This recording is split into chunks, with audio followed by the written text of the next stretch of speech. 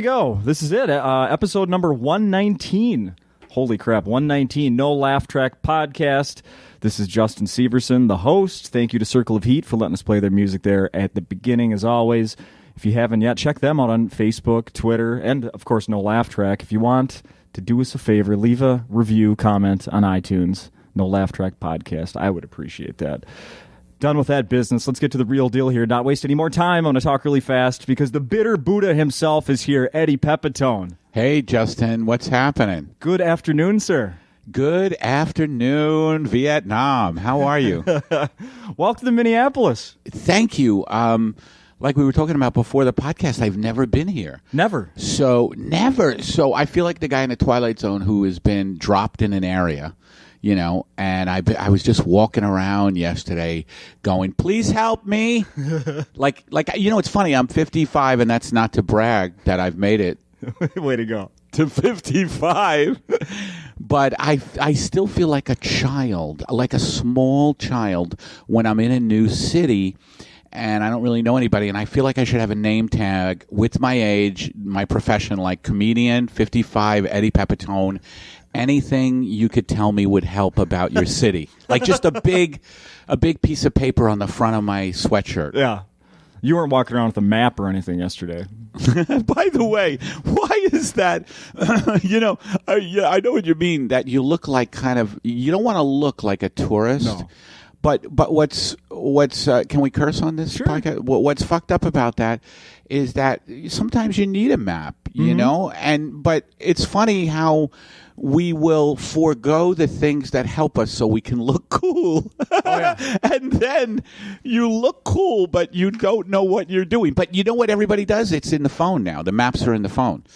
So you can even use it when you're walking. I figured that out. By the way, yes. And by the way, that is hilarious with me because one thing about that is that it, again, and I talk about this, and I'm sure a lot of people talk about this, is just the domination of the phone in your life is like, so now I'm hearing the voice of the navigational system as I'm on the street. In 100 feet, make a right on Marquette. And I'm like, you know, part of me is like, Eddie, you're doing so good operating this. like I'm the one navigating. Yeah. But then it's dummy proof. Yeah, but then it isn't dummy proof because then it'll lose the signal and it'll stop navigating. You know. Yeah. And I just think, you know, what I think of when with these devices, I think of like, for whatever reason, when people first settled this country and killed all the American Indians who lived here, but when they had to like, you know, just settle the country and find their way. I just think of them with iPhones, if they had iPhones. And they had an app to know where the hostile tribes were. You know what I mean? Yeah. To your 100 yards are the Cherokee. Yes. It would be, yeah. Just past two sunsets. Well, that would have been the Cherokee's navigational device. Totally.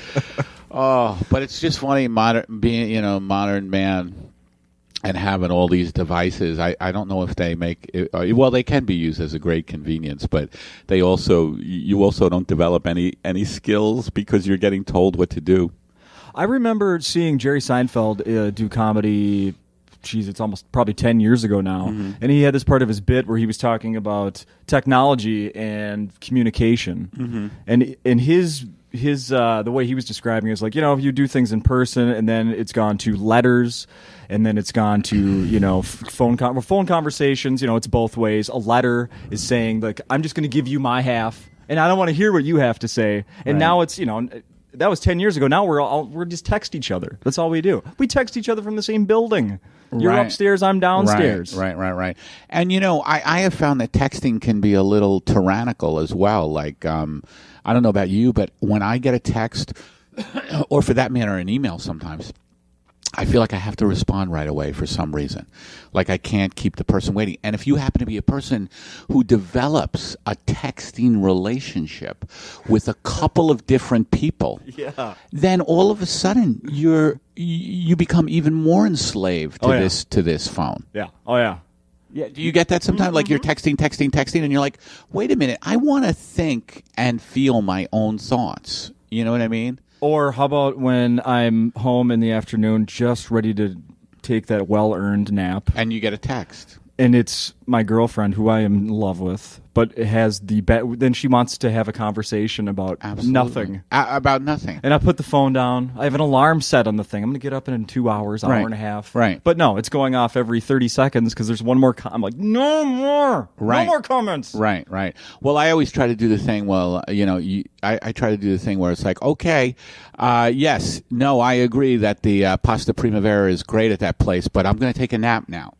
No, Eddie, I've already when this happens, I've already texted her, hey, I'm going to take a nap now. Right. But I need to pick up the girls at 2:25 from school, so will you call me at 2:00 to make sure I'm up? So she knows it's already out there. But she keeps texting. Yes.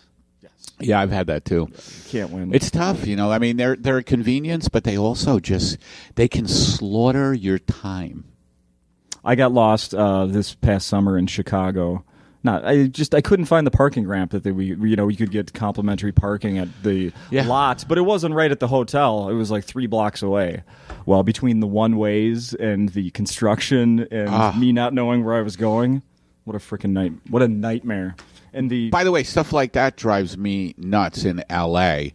Trying to find certain things like that. Let's say parking in a place like free park. I'd rather pay $30 an hour than try to find in LA with the traffic and, just a hassle and all that stuff. I can't even imagine. I'm all about I'm all about comfort now. Like, I want things the easiest way because my irritability level with stuff, it's just not worth it anymore. It's not worth it anymore. Do you think that then people that know you know that? And then they try to ease things to you, right? The people who know me well, just know the red flags when I start snapping. It's like terse irritation, and they're like, "Oh, fuck, we can't let this escalate." Or the opposite, when they want to get you going. Yeah. Right. Yeah. Oh, right. Well, first I want to say, how was last night? It was your first. You did a show last night, right? Yeah, I really liked it. I really liked the club. The vibe in the club is very cool, and it was a Tuesday night, and I wasn't expecting much of a crowd, but the crowd was really big. So I was like, "Oh, this club has a great crowd, built in already." Oh yeah, and very, very cool. I mean, for me, I'm super critical of what I do. Yeah, which is a curse, isn't it? I don't know about you. I mean, just like as far as being a performer, I felt like I love when I perform. I love when I am just talking to the audience and riffing off the top of my head. When I go to set pieces, I feel like okay, I'm doing stuff that I know works. But where the real fun is the improvisation off the set pieces, and just being in the moment with people. And I felt like I wasn't riffing as much as I can. And what happens usually is the first time, like night number 1 of a new place in a new city, I'm always just a little tentative. Just for whatever reason, I'm like, I don't really like. It's hilarious what goes on in my mind. It's not like it's the same people here the second night. I know. That's so. We're gonna. You know what? Let's all go back Wednesday and be much more supportive of this guy. No, but I think in my crazy head, I'm like, what the hell are they like in Minneapolis? You know what I mean? Like, what is their little prejudices? And, are they going to like me in this part of the country? It's like a ridiculous thing because what I've learned, because I've performed overseas now a lot, and I really went through that when I perform. Like, I've done the Edinburgh Fringe Festival now 2 years in a row. I mean, 2 years, or 2 out of the last 3 years, and I performed in the UK and Norway and stuff. And I always go, I performed there, and I realized that what people just want is just authenticity. You know what I mean? And you can't pander. Like, in other words, if I thought, well, people in Minneapolis, they tend to be, more inclined, let's say, and I'm not saying they are, to be, sympathetic toward the corporate world. Okay. But I can't tailor that's just not me. No. So they're either going to have to get on board with my, criticisms of it, or, it's just, we could have a discussion. I've from watching your act, I feel like it's sometimes hard to tell because of your delivery when it's the material or when you are just something just came to you. Yeah, that's good actually. Then that's good because you always want it to seem like this just occurred to me. You know what I mean? You don't want to be like reading a roll call of the dead of your material. Like, and now the bit about raisins. Yeah. Hey, by the way, are these your notes here on the floor crumpled up? Oh, my God. Thank you. Are they? I pulled out an old bit last night where I hold up crumpled pieces of paper and I scream, "These are my tweets." Oh, yeah. I just, for some reason, I wanted to do that last night, and I write some tweets on them, and I go, "Would you like to hear a tweet?" And people usually like, "Yeah, yeah," and then I scream at them, "Of course you would. You're a human being. Everybody loves to hear a tweet." Well, the reason I know that you've done that in your act before is because last night I watched the documentary. Ah, you did? Mm-hmm. What'd you think? The Bitter Buddha. I watched it. I really liked it. Yeah, I didn't do it. It's funny. People think it's my project. Well, the documentary about you. Right. No, because I mean, and people like when I get introduced at comedy clubs, the MC's usually like, and he has a documentary about him, which I guess it is. It's not mine though. It was done by a great director, a guy named Stephen Fine Arts, who approached me after I did a few of Mark Maron's live podcasts, WTF. And Steve was like, "Oh my God, I want to do a and I was like, "Really? You want to do a documentary on me?" And me and him really hit. Like, I just had a good feeling about him, and we really hit it off. And he really gets my comedy. So, and he followed me around for about a year. And at first, I was a little worried, but he just was kind of, so blended into just my life, and it was kind of flattering, and it was kind of cool. Well, I wrote down a series of questions here, sir, if you're watching that. You said it like towards the beginning of the thing, something about you worry about being too negative. Is that something that really exists? Do you really worry about that? Sometimes when I'm performing in a club and it's a Friday or Saturday night, and I'm railing about how we're all going to die, from an eco-catastrophe soon, I'm thinking, there's part of me that's looking at the crowd going, this is their Saturday night. What's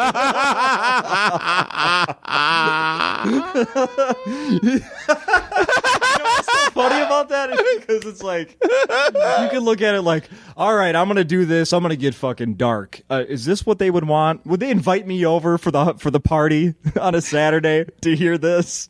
Yeah, yeah. And there are some people, who aren't down for it. But to me, comedy.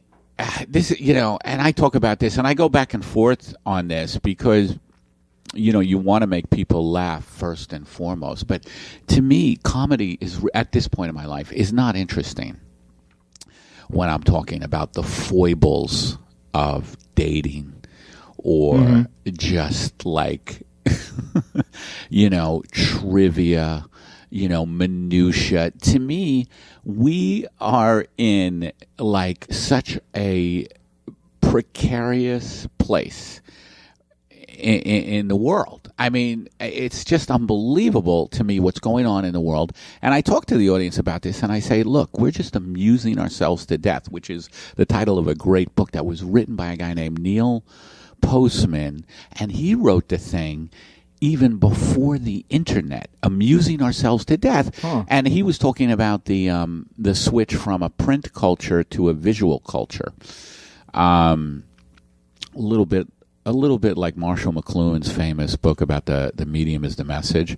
But it's just the fact that everybody is watching YouTube videos that are amusing, like let's say the cliche, a cat playing the piano or a dog running into a door, while we may have recently, scientists are saying we may have 50 years left. I mean, literally it's fiddling while Rome burns. I mean, that's part of me. And I also feel like for me, like when I think about going on stage and I'm thinking, wow, there's a room full of people to see you, 300 people, whatever it is. I feel like there's always a part of me that goes, what the fuck are these people here? What do I have to say to them? And if I'm not connected to some kind of point of view, I feel lost in front of a crowd. Like, I just feel like, well, what am I going to do? Just be silly about, children? I mean, I don't know. Like, that's obviously the last thing that you want to be doing, right? Yeah, I mean, I feel like, and last night I felt a little disjointed, when I was performing, but I feel like, there's got to be a coherency to the act, to the message, to like, okay, this is kind of what I'm saying as an artist or performer. I shouldn't use the word artist, so pretentious, but as a performer, yeah. You know what I mean? You know what I mean? Like, here, I have a little fucking message for everybody couched in humor.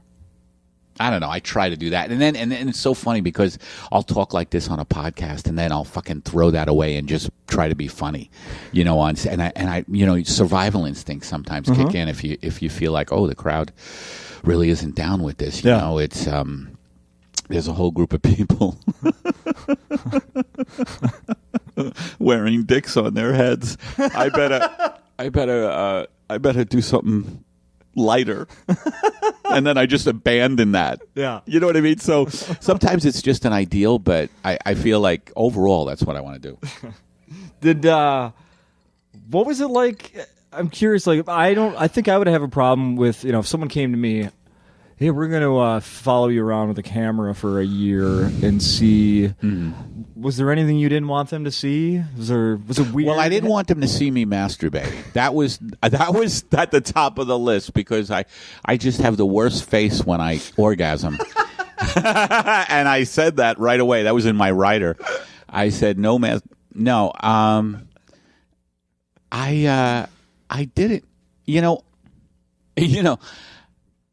I didn't. I felt like, and again, it was because I intuitively felt like the filmmaker, Steven, was super cool. And if it was a reality freaking crew, I would be like, no way. Sure. You know what I mean? Yeah. Like I did reality TV, AKA Last Comic Standing. I did 2 seasons of it. And that's like so contrived and false. It's the opposite. Like, it's funny that reality, quote unquote, TV is the opposite of reality. Yeah. On reality There's TV. There's no reality in reality TV. And if for anyone who hasn't figured that out yet, because they still exist. Basically what people want to see. Basically, what people want to see is people fighting or being mean. Yeah. Cruelty. Cruelty is in. Yeah. But failure, drunken failure. That's very popular on reality TV or the internet. Like, do you remember the famous video of fucking David Hasselhoff trying to eat a hamburger off the hotel floor? Of course, the carpet. And his daughter is shaming him. His fucking daughter. Yes. What kind of bottom do you have to hit? Has he cleaned up his act? I would imagine. I think so. If he didn't after that, he doesn't. Yeah. I think, he probably did. But so anyway, and it isn't like also you get like when I say they followed me for a year, it was 3 times a week, maybe at the height of it more than that, but it's not every day. Did you have to hide anything in the house when they came in the house? The dildos, no. It's funny. I keep doing dick jokes. You and Kindler when he's here, not Does nonstop. Kindler do that? No, of course not. And then I have to hide anything. That's funny. No, you know what's weird about me is that I don't know where this came from, but I've always kind of been. I mean, I think part of being, I'm like a confessional comedian and like a confessional person in general. Like, it's funny because I rail against. The NSA, the surveillance state we live in. I just think it's so insidious. Yet I, like a lot of Americans, just completely volunteer everything online. But for me, too, as a comedian, I feel like the key, like I'm not a one-liner guy. I'm not a great writer. And to me, the key about being funny is to just kind of be truthful about, your tragic flaws. Sure. You know what I mean? And the more truthful you can get, the funnier it is. And it's very hard to be truthful about a lot of stuff because ultimately, like we were talking about with the maps, you want to look good. You don't want to look like a guy who needs a map. Yeah, for sure. You know what I mean? Like, it's like you want to look like, hey, man, I'm cool, Did you do I was looking at your stuff on Twitter, and people that do know that you put out to-do, like a lot of your tweets are to-do lists. Yeah. Do you have one for today? Is there a to-do list today? I didn't do a to-do list today yet. I usually like to start the day off with a to-do list, but I have fun writing those things. They're really funny. Yeah. And I notice a lot of people give you additional things to add. That really, by the way, that really cracks me up. The two things I do regularly on Twitter are to-do lists and signs that things aren't going well. Mm-hmm. Yeah. And it really is funny. I have a bunch of people who add on to my list, and they're always fucking funny, and it always cracks me up. Isn't that great? Yeah, it really is. It's like, and a lot of times my thought is, Jesus, these people are funnier than I am. You know what I mean? But it is kind of cool to have created a thing where people are like adding on to it and doing, and it makes me feel like my comedy is getting appreciated. You know? Yeah. No, I believe it is doing that. That's great. Yeah, I think so. So you got married recently? I read. I did. Well, correct? in November 30th will be 2 years. Oh, okay. So yeah, very recent. That's the first time I've been married, and I'm 55. And again, not to brag that I'm in my mid-50s. Which, by the way, that's another thing that isn't cool, is to be someone who's older, especially kind of like in entertainment. You know what I mean? It's like it's very much a young person's thing. You know what I mean? It's like, it's almost funny. Like, you can't be cool if you're older to a certain generation. But what do you think about that? Is that in my head? I think so. I think there are. I mean, I believe that. It's easy to just to ageism, to laugh off someone who's significantly older. Yeah. It reminds me of my dad. Right. Some BS like that. Right. But there are certainly exceptions. Right. I don't know how old Lewis Black is, but he's got fans. Teens to his age. Yeah. I think the key is just keeping mentally young. And. I'm such an immature person that it works for me. Yeah. I have a lot of young fans, so. But definitely once in a while, I'll get something on Twitter. There's a line in the documentary. I think was it that you said it, or was it someone describing you? I was getting a little tired when I was watching it last night. Something about being a perpetual kid and just kind of holding on to that. Yeah. Oh yeah. I don't know if I said that or if someone else said that. But there's something to that, right? Yeah, I mean, I think as a performer, you have to kind of be that because, you have to. Kids like to have fun, Kids like to have fun, and you have to have fun when you're performing. You do. You just have to. You can't just go up there and be like, oh boy, here goes another show. You got to try to have fun. I have a suggestion for a thing to do while you're in Minneapolis here and passing the time. Yeah. We have lots of squirrels. That is funny because yesterday I was walking, and you're referring because in the documentary I feed squirrels. I love to feed squirrels in this park across. I have to say that when I was watching that, I was thinking, is he making this up? Is this contrived? Is right. It? But right. No, it isn't. I'm a big animal lover. I'm vegan.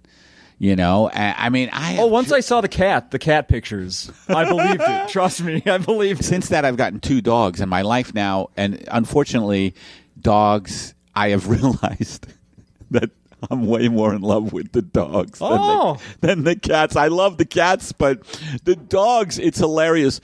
The dogs are so needy, especially one of my dogs, they're rescue dogs, and I'm a needy person, so I'm so on the wavelength of particularly my one dog, Charlotte, that it's insane. And now the cats don't. I'm like, yeah, Louie, I'll get to you. I know you're dying, but Charlotte needs Charlotte needs pets. I need to scratch behind her ears for a minute. But the squirrels, yeah, I love feeding squirrels. And I was walking around here yesterday, and I just saw a squirrel, And I was like, holy shit. Like, I was like, they're different colors and they're big. They're like silvery here. Mm-hmm. Yeah, they're real silvery. Are they more brown? In LA, they're more brown. Oh. Yeah. They look healthier here, which doesn't surprise me because in LA we're in a drought and there's a heat wave and those poor fucking things, which is one reason I feed them, you know. I think because of the drought, particularly, they don't get their usual vegetation and stuff that they feed on. You know, it's hilarious too that I worry about squirrels. They've lasted forever. You know? Yeah, I know. Really, I should chill the fuck out. You know what's going to happen? There's going to be this family of fat ones that live near you. You know, it's hilarious because it's in this park that's across the street from where me and my wife live.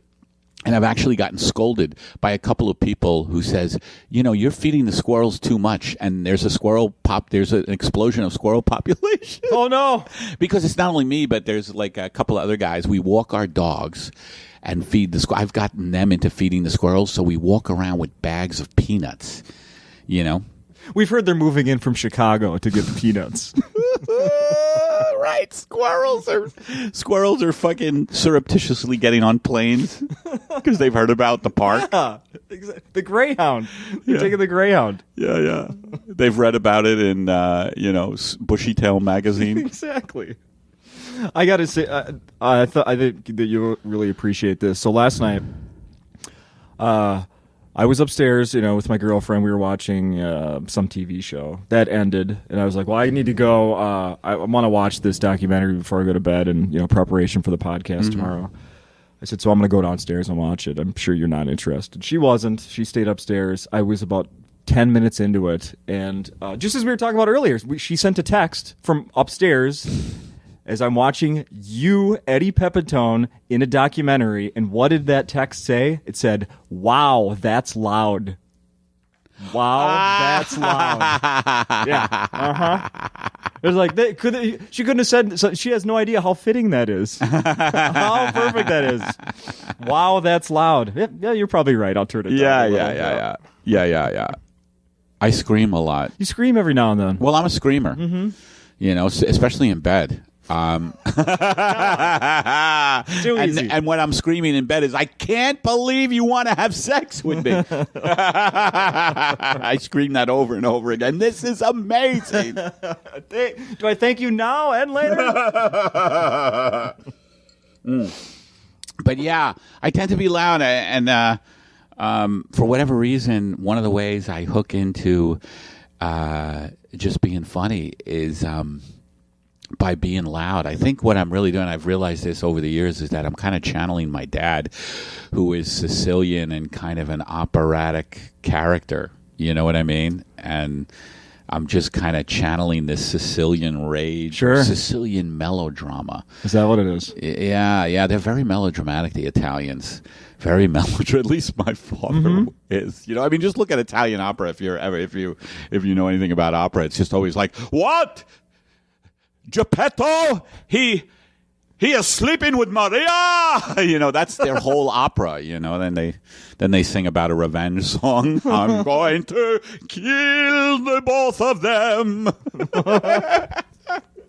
So anyway, I think for whatever reason, I've gotten better at this because the yelling destroys my voice sometimes, and like I said, I just did the Edinburgh Festival, and I did 25 one-hour shows in 26 nights, and I swear to God, I was ready for the mental institution after that, just because it's so intense. So I've tried to kind of, gotten a little more even vocally, and also I realized that when someone pointed out to me a long time ago too that the comedy's more effective when I'm down here vocally, and then I go way up and start yelling. It works better instead of always being very high and yelling. It's too atonal. You know what I mean? It's too one level. It's better if you can modulate it just for the comedy. But I just always kind of connect emotionally to what I have to say. I have to kind of generate that in my act, or again, I really feel like I don't have much to say. I'm not reeling off. Connects you to it more. Yeah, I'm not reeling off a bunch of one-liners, Was it, did you have to talk your Sicilian father into appearing in that movie? Yeah, well, you saw it. I mean, that by the way is the thing that most people like about the movie is the. I won't ruin it for people because I know a lot of people are going to be watching it from this podcast. But of course. But the arc of my relationship with my dad, the kind of the up and down relationship I have with my dad, the tempestuous relationship I have with my dad, you saw it. He had to be coaxed to go into the fucking club, and he went begrudgingly. But then, which is the crazy thing, about my Italian side is like, then it's like, I love you so much, you're so great. You know what I mean? Mm-hmm. I'm real like we were talking beforehand when. I'll be marrying into at some point when I propose, which I haven't done yet. Mm-hmm. All in good time, honey.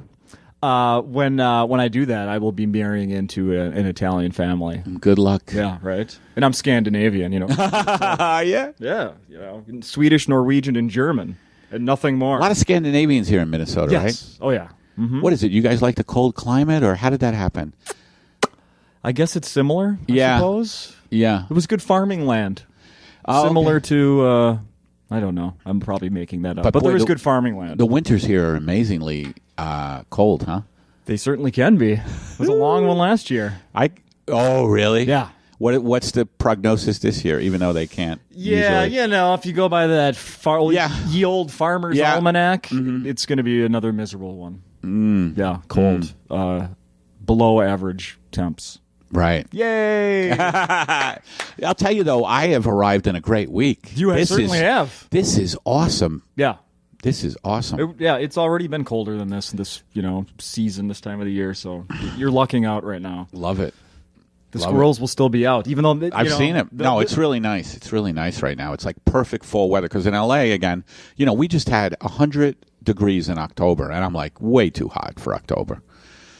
Way too hot. Like 30 degrees too hot. That's a lot. It's just crazy. That's a lot. I'm down on LA because of that lately. You mentioned earlier, you brought up the unreality of Last Comic Standing. Yeah. And I do have something I want to talk to you about that. The name Dave Mordahl. Dave Mordahl. Okay, well, he's one of my very close friends. I forgot about He works with us on the morning show here in town at KQ. He does? He will be there Friday when you were there. He will? Yes. Oh. He is one of the... He, along with, I think you're put in this group and some other people that I've talked to, are very critical of can be very critical of other comics or like today's comedy. Oh, is Dave like that too? Extremely. Good, because... I brought your name up to him. Yeah. And he said, "Oh my God, Eddie Pepitone." He goes, "I did." And I wrote it down here. He said, "I was on the first season of Last Comic Standing with him.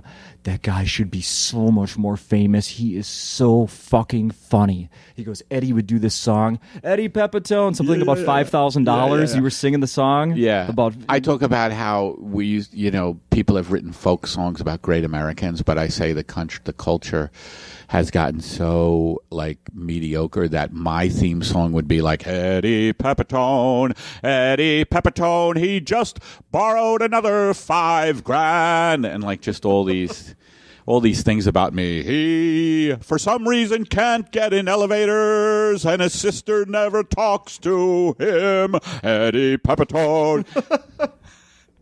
Well, Dave loved that because he brought it up this morning, and he also said about you. He goes, "That guy's so fucking funny. He should be more famous." He goes, "You know who he's funnier than? Larry David." That's what he said. Funnier than Larry David. Oh, Dave is such a good guy. I am so glad he is going to be there Friday. Yeah, you'll see him Friday. Is he still performing? Not really. Really? He doesn't want to. Is he working in radio? Yeah, part-time. Yeah, cool. Oh, that's so good because he is such a funny guy too. And I love comedians who actually are critical of what's going on in their art form, because especially in LA, I think, because of all the the TV and film that goes on, and nobody wants to say a bad thing about anybody else because it could affect the way you earn your living. Right. You know what I mean? Right.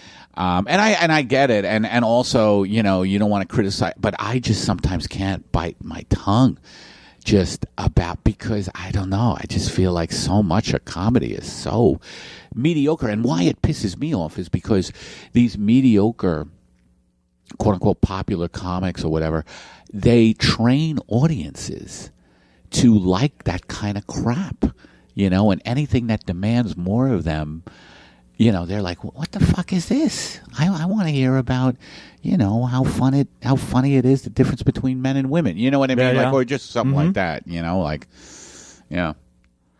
Well, I almost feel bad that I blew the surprise because I think you would have been so excited to see it. Oh, it would be great. No, I'm really happy. I'm really happy. No, Dave's awesome, and I knew, and that was my reaction to him, is I knew that when I brought your name up to him that he would have a very positive reaction, and he certainly did. So, and a lot of times he's like, "Fuck." I love that. Yes. Oh yes. Yeah. Hey, I had a moment this morning that I want to know how you would have reacted to this. So I got up early, to get to work. And you don't have to brag. Yeah. I got up early. I barely got up at noon. You might have been still awake from last night, but yeah. What time did you get up? I already got a solid 5 hours in. I was at 4:40. Oh my God! The alarm went off this morning. I was up. Yeah. Yeah, I could have called you. We could have tag teamed. Like, I'm getting up. Time to go to sleep. Exactly. Switch roles. So I want to know how you would have dealt with this. I was, like I said, I just moved to this new house, so it's been taking me a little bit longer to get to work, and I've been leaving a lot of extra time. I don't know. What time do you leave for work? Well, now I'm leaving at about, up until today, I was leaving about 5 to 5. 5 minutes to 5. Is there traffic at that hour? No. Oh, okay. But it's 20-some miles. It's about 20 miles to get to work. So it takes about 20 minutes, right? Yeah. Mm-hmm. So this morning I was the latest I've been running since I moved a week and a half ago. But I really got up and I really wanted that cup of coffee on the drive in. It's just so much nicer to get to work. I've already got half the cup down. Yeah. So I stopped at a gas station to run in. I was only going to get this cup of coffee. I pulled up and I looked at the clock, and it was one of those things where, all right, if I can get in and out really fast, this isn't going to interfere with me, having to speed or show up late or anything. So then I go in, and there's the clerk's there by himself. There's nobody. I don't see anybody else around. By the time I filled up my cup of coffee, 2 people were in front of me, a line, both of which are clearly regulars that wanted to catch up on old times with the guy. With the fucking clerk. No. One guy is standing in front of me with his arms crossed, this kind of smirk on his face, and I could just see he's ready to talk. And then sure enough, he gets up and he's like, the guy behind the counter is Michael. Michael, how's Mary? Look. When we're buying stuff, especially in the morning, it isn't therapy. This is not a line for therapy or to catch up on old times. Yeah. People need to be places, Now, and it's funny too because it's hard to say, excuse me, but can you move this like that? You can't do that because then people get pissed off. Right? They're like, "What the fuck's your problem, pal?" And it's like, my problem is I got to get to work, and you're playing, you're having like a family reunion with the guy you see every day. Exactly. How's Mary? Who gives a fuck how Mary's doing? Yeah. Mary, I guarantee Mary's like, this guy comes in so often that he knows everybody's shift and all these little, details about their lives. He's coming into no. And by the way, if you have to be like, how's Mary to the guy who sells you coffee, that's a red flag in your life that you don't have. You don't have enough intimacy in your life that you have to fucking feel like you've got to connect with the guy who's selling you coffee at the gas station. Yeah. Not even like a nice gourmet coffee shop where it's like, it's like the gas stations are just these brutal places. They give us gas, which, has been ripped from the earth, killing ecosystems. This is a place where you want to get in and out of immediately. Yeah. Were you late for work? No, I did make it. But I did have to speed a little bit more than I was hoping to. Because freaking he had to catch up and find out how Mary was doing. Right. And then, I didn't even mention the guy in front of him that was first, who was asking about buying a hunting license or something, some sort of license. Mm-hmm. And then he was debating whether do we do that here? Because I know they do it in Wisconsin. Yeah, wouldn't it be funny if you would have yelled out, "Get a room, I got to get a cup of coffee." Like, I would love to, "Get a room, I got to get a cup of coffee, I'm late for work." They should understand that. Hey, I'm late for work. I've actually blurted that out a couple times. I'm late for work. Can we move this along? You know what I mean? Oh, it was all going through my head. What are you, a bunch of fucking old ladies, at the senior community center? Yeah, here comes the tea, and you guys can play bridge in a few minutes. Yeah, exactly. Yeah. It all went through my head. I could be a real asshole and just go, hey, you know what? I'll pay you tomorrow, and just freaking walk out of there. Absolutely. I could have thrown $2 on the counter. I've done that. And walked out. I've done that. I pictured it like, I'm going to be such a dick if I just do that. Right. But instead, I'm standing here just steaming like, shut up, shut up, shut up, shut up, shut up. That also sucks, too, when you go into a place and you're the only one there, and then you turn around and you're like, God damn it, where did these idiots come from? Like, I always feel like I want to be the only person on Earth. Mm-hmm. Yeah, right? Yeah. I scoped it out. I scoped the place out, and there was no one there. Unreal. Hey, back to back to the movie about your life and career. Right. At one point, you mentioned there was something there about football, you being a Giants fan. Yes. Bad weekend, huh? Eagles, Bad Giants? weekend doesn't begin to describe it. Here's my relationship with sports, because I'm very critical of corporate culture and also how we're just completely, we don't pay attention to the important things. Well, sports is not important. It is really not. But the thing is that I have been a New York sports fan since a kid. My dad was a big New York Giant fan, New York Ranger hockey fan. I'm a big football, hockey, baseball guy, and I love the Yankees. And so in football, I love the Giants, and they've roped me in with winning a couple of Super Bowls, and I'm like a big fan. But when I see a game like that, they got killed by the Eagles. Not only killed, but humiliated. Shut out. Well, not only shut out, but I don't know if you saw the game, but they are our biggest rival. Mm-hmm. Geographically, Philly is close to New York, and the Philadelphia people are just a bunch of cretins. They have this inferiority complex about their city in relation to New York because it's a smaller city, and so they're a very vocal, nasty. They're the perfect type of fan base I love to kill. Sure. I love when our team just shuts them. And meanwhile, the Giants, and this is the thing that really gets me about sports and teams, so I'm following the hype all week, and the Giants are talking about how we're gonna, because they're such a big rivalry. Usually there are no words spoken, how most teams are like, well, we'll just let our play do the talking. Well, right. Not the week leading up to this game. They were talking trash back and forth. Oh, they were? Okay. The Giants were and the Giants were like, well, we're gonna shut them up on the field. And then they show up, and as a fan, I'm expecting to see them really if not win, at least really, they're going to fight tooth and nail in there. And this one means something. They didn't show up. No? They didn't show up. They got so brutalized, that as a fan, I go, well, this is always the thought and the emotion that comes in. I go, Eddie, why do you care about this? Why do you care about this team? They obviously are, they suck, or it's so ridiculously up and down week to week. They're not a good team. I feel like if your team doesn't play at least super competitively and really give it their all, then you shouldn't really waste your time. And the Giants are that type of team. They're there one week, they're not.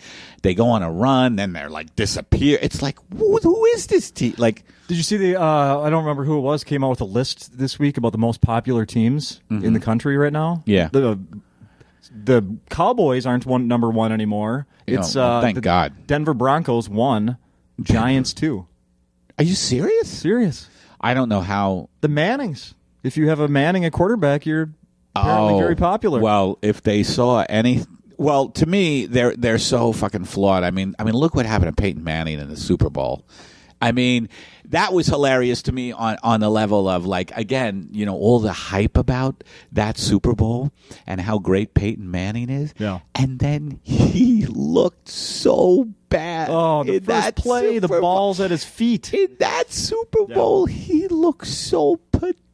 Mm-hmm. Looked like he could have been over.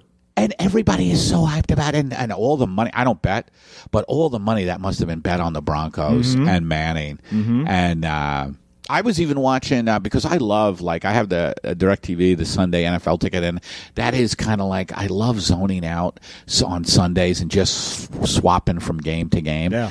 And I watched Peyton against the Jets, and he looked horrible for most of that game until the second half. The Jets are just perennially horrific. They're the type of team that will dominate a team for 2 quarters and still be losing 17-7. They dominated Denver for 2 quarters, and the end of the half they're losing 17-7 somehow. Like, that's just the way the Jets are.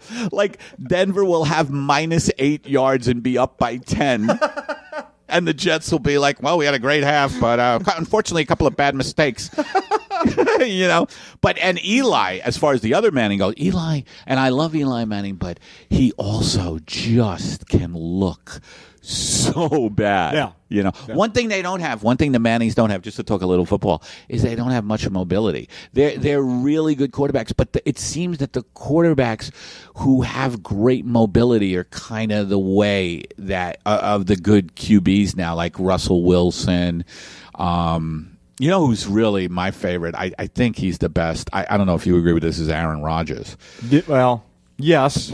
As a Vikings fan, it's hard to say anything positive about anything attached to the Vikings. The Packers. Yeah. But yes. Well, I understand that because it's a regional rivalry. But I have a friend who's a dog walker, one of my dog walker friends who's a Viking fan. Mm-hmm. And so he's gotten me a little interested in the Vikings because he's such a big Viking fan. And I watched them this week against the Lions, and I said, this team is horrible.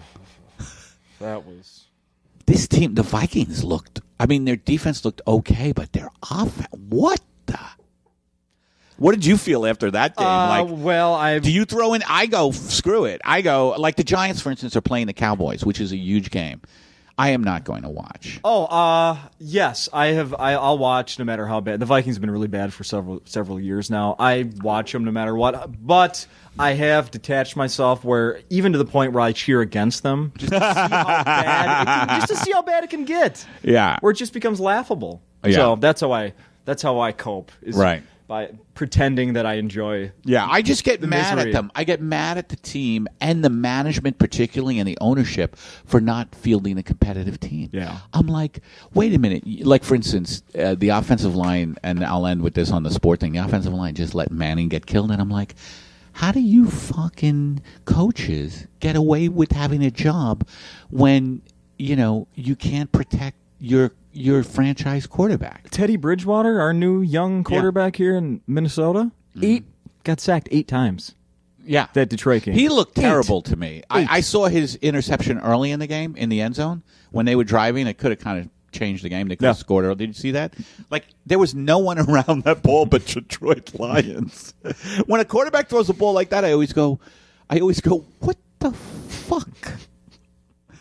Just testing to see if he could. I guess. I don't know.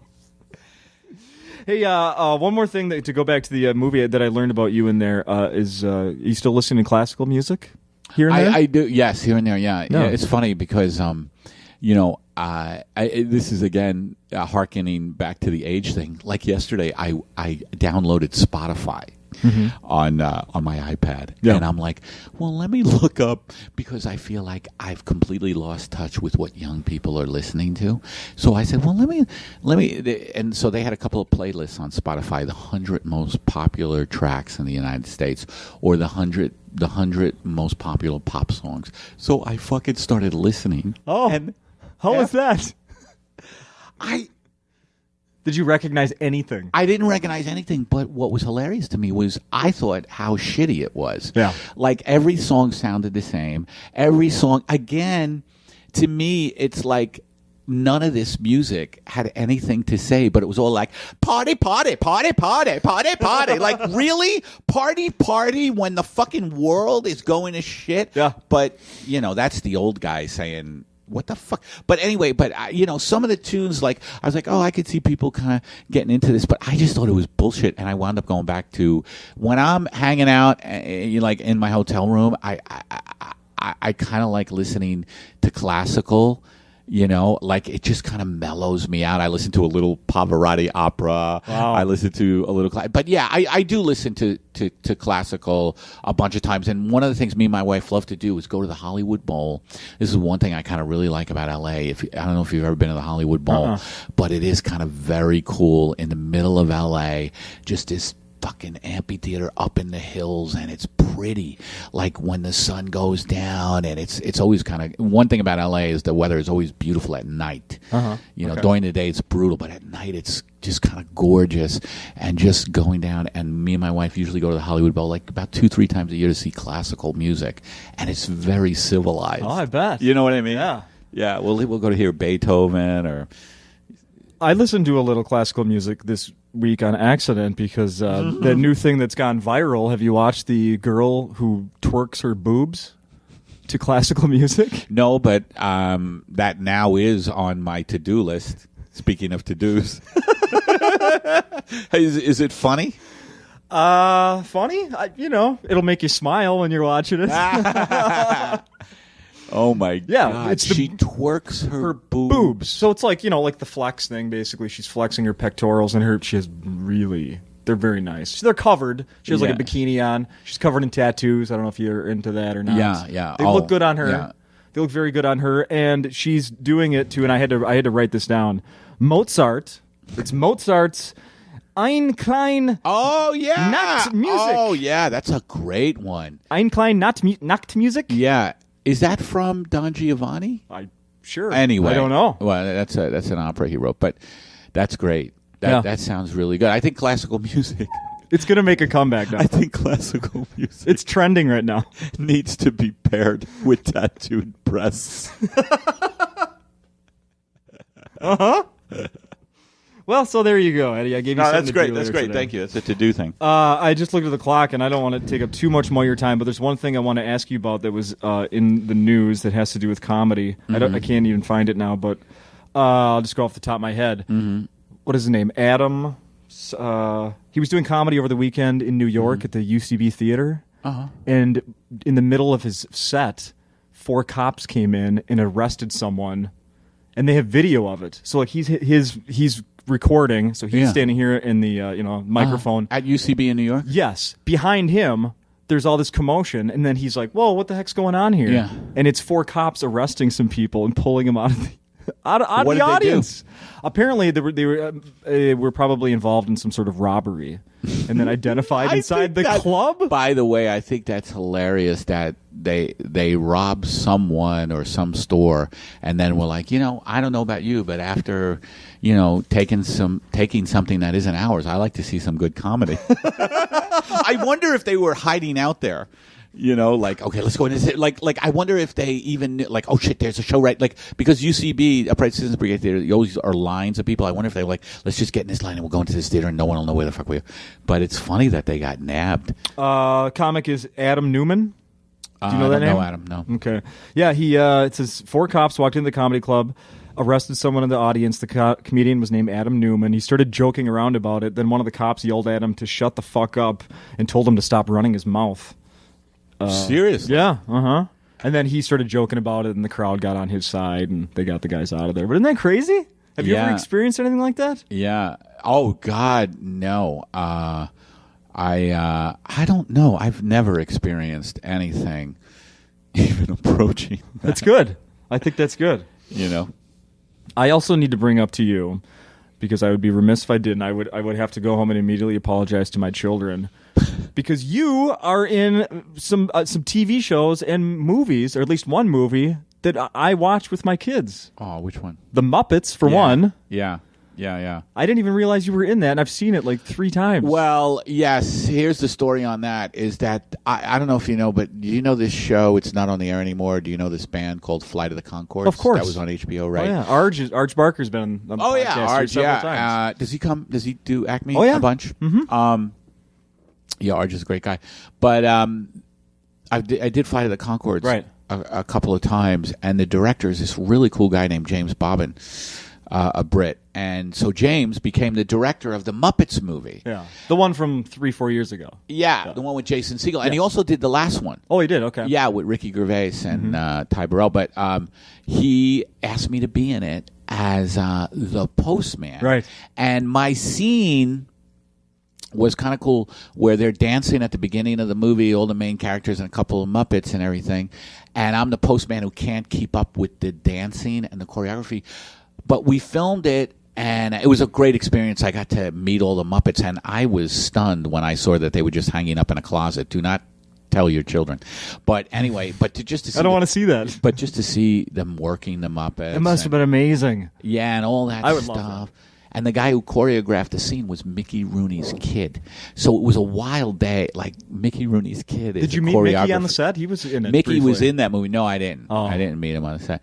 But he was really old at that point. But the scene, basically, my part, which was a cool little kind of cameo, which celebs do in Muppet movies, little cameos. Yeah. It got cut because the director said...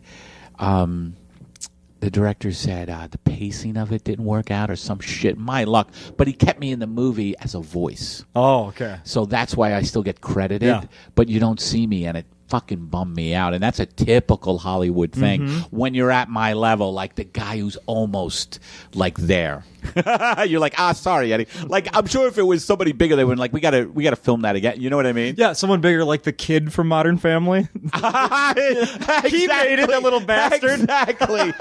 That tells you all you need to know about my career. You've been doing comedy for 30-some Yeah. years. He's not even 30 years old. Dave Mordell relate to that. Exactly. It'd be funny if Mordell loved the kid from Modern Family, though. Oh, no, I love that kid. Yes. That kid has something to say. He found him. And then the other one I want to bring up is Kicking It. My kids freaking love that stupid show. Is that right? And I actually think it's kind of funny. Oh, Kicking my It for God. I'm sure everyone is listening to this has no idea what I'm talking about unless Disney they have show. children. It's a Disney show, and these kids know karate. And They I live in will a- admit, I sit there and watch it with my kids sometime. The writing is not bad. There's Yeah. actually some funny jokes on there. That's right, because it is so funny, because when I got hired to do that, when I got hired to do that show, and of course I'm the guy who's like the pawn shop owner. I think that was my recurring role in that show. Yeah. I owned a pawn shop that the kids, when they needed money, they would come to Lou, the pawn shop, and I'm Lou. But I was surprised that, like, I met a couple of the guys, and that's why I got called in. Like, these couple of guys are writing on this show who are like comics, but that's how you start in Hollywood. You have to get on whatever show you can and write on a show, and then hopefully get on another show. But blah, blah. I think that show is over, by the way. Yeah. They finally they finished filming it. Oh, I'm so sad now. My kids watch it on Netflix. So I don't know. Yeah. Oh, wow. So you live on Netflix, Yeah. at the very least. They are popular, though. Those kids, like one of the girl star of that, like they spun off a show for her. I forget what it's called, but Those little brats. Right. You don't want to say anything bad about any of them? No, I'm kidding. no, I'm kidding. not really. No, I don't want to. So my kids are going to get a kick out of the fact that I met someone that was on Kicking It. No, it is funny because like friends of mine with kids will go, my kids were screaming that you're on television. You know, they're heroes with their kids because they know me. Yeah, you yeah. know, because I'm on that certain Uh-huh. Disney show. Oh yeah, yeah. It's self-serving. I'm going to use it to make. Yeah, I talked to Eddie Pepitone for an hour. Yeah. He's on one of your. Yeah, he's on yeah, one of your yeah. favorite TV shows. Wizards of Waverly is another one. I That do. one too, and Kindler was Kindler's on that one as that well, a bunch. right? Yeah. Yeah. Because I brought the same thing up to him. Yeah. With the Wizards of Waverly Place. Oh Right. yeah. Anything else coming up soon, TV wise or movies?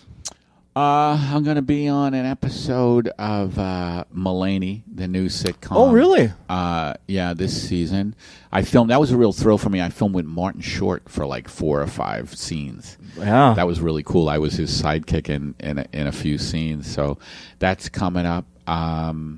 Let's see. What else am I doing? I'm filming the second half of a very cool Adult Swim series called Your Pretty Face is Going to Hell. We're filming season 2.